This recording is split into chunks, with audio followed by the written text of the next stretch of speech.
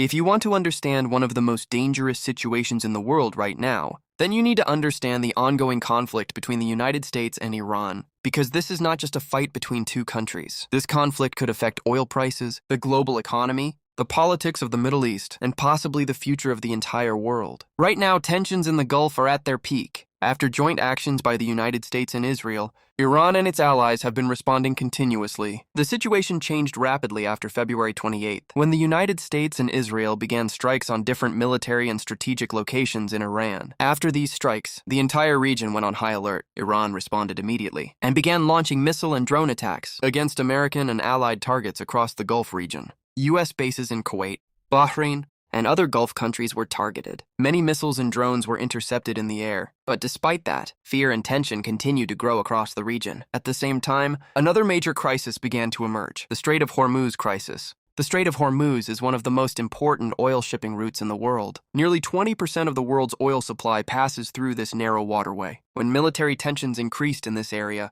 many cargo ships began changing their routes. There were also reports of attacks on some vessels, which caused serious instability in the global oil market. Oil prices began to rise, and analysts warned that if this situation continues, it could have a major impact on the global economy. Now the question arises, what does the United States say about this conflict? American officials say their objective is to weaken Iran's military capability and stop its nuclear program. According to American media reports, military targets are being struck, and Iran's missile systems and infrastructure have been damaged. However, there is also disagreement inside the United States about the war. Protests have taken place in several cities, where people demanded that the government stop the conflict. Some believe another major war in the Middle East could be dangerous and costly for the United States. On the other side, Iran's position is completely different. Iranian officials say that the United States and Israel launched attacks without justification. According to Iran, civilian areas and infrastructure were also damaged during these strikes. Iranian media says Iran is only defending itself, and that it has the capability to continue this conflict if necessary. Meanwhile, tensions in the region continued to grow. Groups based in Lebanon fired rockets toward Israel, and Israel responded with airstrikes. In this way, the conflict now appears to be slowly expanding across the Middle East. Now the most important question is,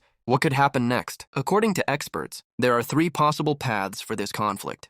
The first path, the war continues on a limited scale. This means missile attacks, drone strikes, and proxy forces will continue fighting, but a full ground invasion may not happen. The second possible path, a large regional war. If more countries become involved, this conflict could spread across the entire Middle East. In that scenario, Israel, Lebanon, Gulf countries, and possibly other powers could become directly involved. The third possible path, a sudden ceasefire. If global powers, the United Nations, or major economies apply strong pressure, both sides might be forced into negotiations. However, for now there is no clear sign that this will happen soon. There is also another important aspect of this conflict, the economic impact. Rising oil prices, risks to shipping routes, and instability in global markets are direct consequences of this crisis. Whenever tensions increase in the Strait of Hormuz, markets around the world react immediately. That is why many analysts say this conflict is not only a military issue, it could become a global economic crisis. Now the entire world is watching the same question.